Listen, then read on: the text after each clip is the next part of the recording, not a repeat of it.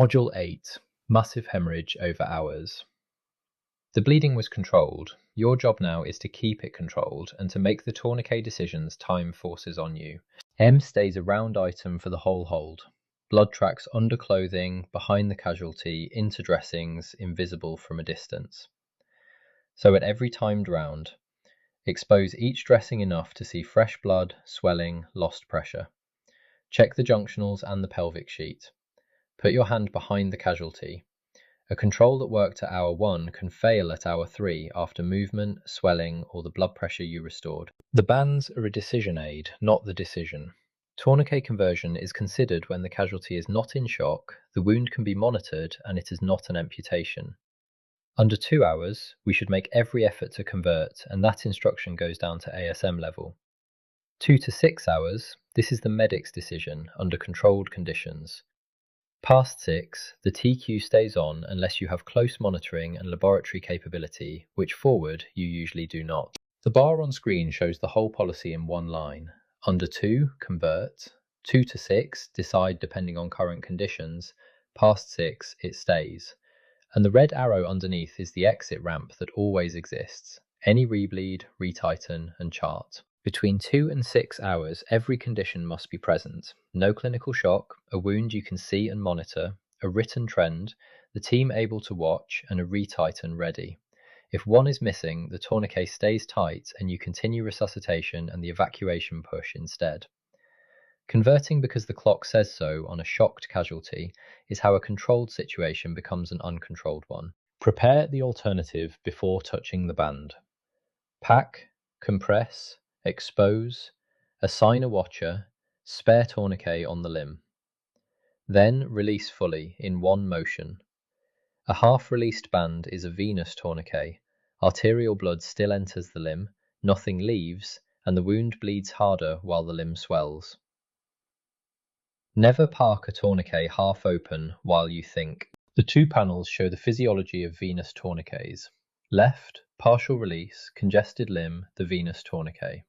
Right, full release, one motion, flow both ways.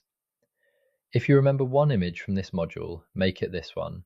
The moment bleeding returns, the conversion has failed. Retighten the original tourniquet immediately. Do not stand watching the dressing to see how saturated it gets. Then chart it, the attempt, the time, the failure.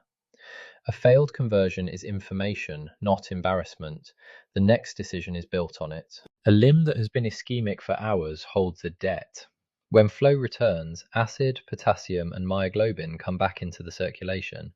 Expect the casualty to be sicker after release, falling pressure, rhythm changes, later the urine. That is not a reason to avoid indicated conversion. It is a reason to watch closely after it. This schematic shows what happens when we open a tourniquet. The open tourniquet and the 3 passengers, acid, potassium, and myoglobin, travelling to the heart and the kidney. The heart feels the potassium. The kidney meets the myoglobin. Both show up in your observations if you are looking. Tea or cola-coloured urine after prolonged compression or ischemia is the field warning for rhabdomyolysis. Measure it, volume and interval, not an impression. Then fluid to the card's target for electrical injury and rhabdomyolysis, urine output of 75 to 100 millilitres per hour, and consult early. This casualty's kidneys are on a clock. Suspect hyperkalemia when long ischemia, crush, or rhabdomyolysis is followed by ECG change or peri-arrest deterioration. The treatment forward is on the card.